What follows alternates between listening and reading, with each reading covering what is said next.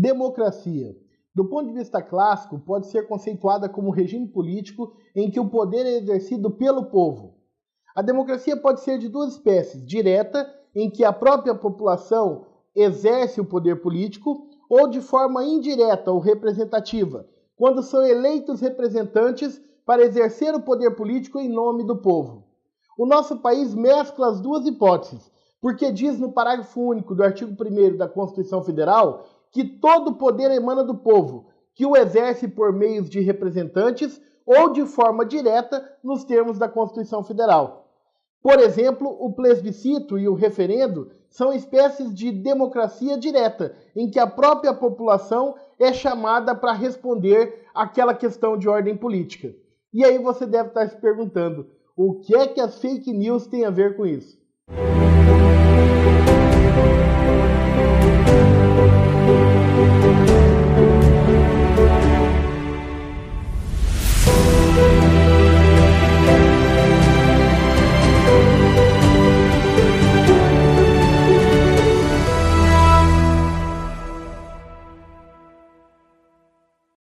Fake news, não se deixe enganar, são notícias mentirosas. É aquela velha conversa de fofoca, mentira, invencionice, que sempre existiu ao longo da história. A única coisa é que hoje esse é um problema agravado pela instantaneidade da troca de informações. Então uma pessoa cria uma notícia, distribui como se fosse verdade, e outras pessoas leem aquilo e passam a acreditar que aquilo existiu mesmo. Isso é um problema dos nossos tempos e que ainda não existe uma forma certa de como combater.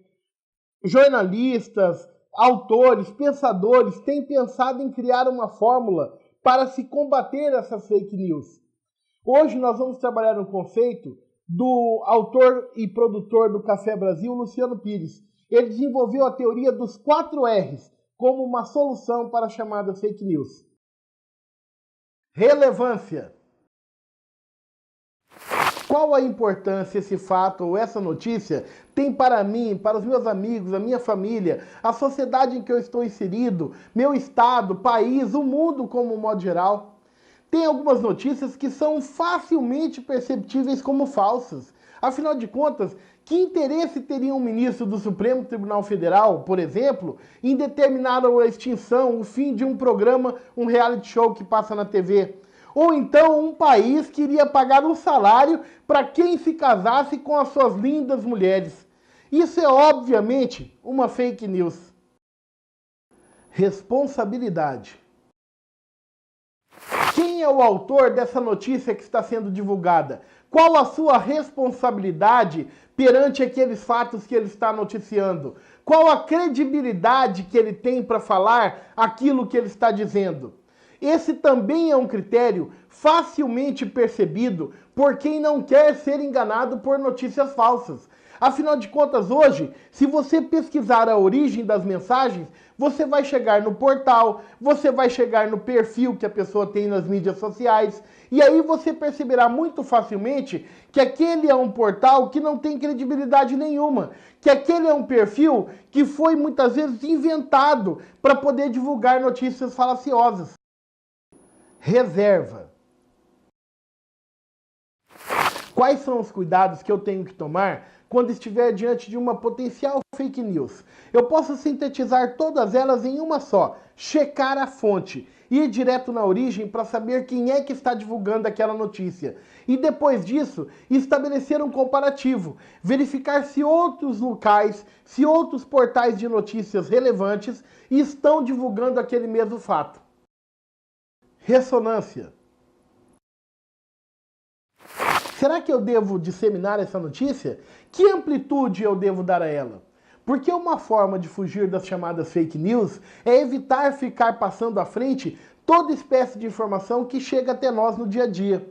Inclusive, só o fazê-lo depois de cumprirmos todos os passos que nós vimos anteriormente. Relevância, responsabilidade, reserva e ressonância. Caminhos para se fugir das fake news, que quando são vistas no plano democrático, são muito perigosas. Primeiro porque elas são um atestado de que a pessoa não tem capacidade de convencer com argumentos e com a verdade. Ela tem que partir para a mentira. E segundo, que no plano democrático pode ferir aquela ideia de um governo eleito pelos interesses e para os interesses do povo. E aí você pode me dizer assim, mas e quando eu quiser eu mesmo criar uma fake news e espalhar essa fake news para as pessoas como forma de ferir o meu adversário? Meu amigo, o que eu posso te dizer é não faça isso. Na verdade, isso é ódio, é bilis, é mau sentimento.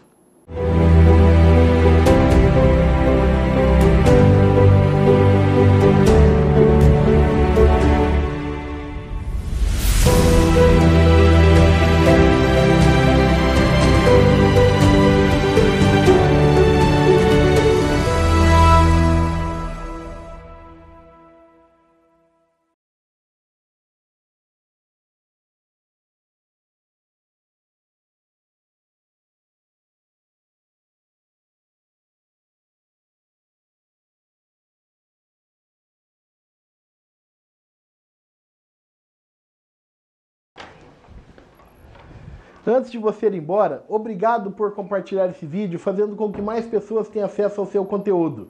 E por curtir a nossa página no Facebook, Saperial de Professor Wander Medeiros. Se inscrever em nosso canal no YouTube, Saperial de Professor Wander Medeiros.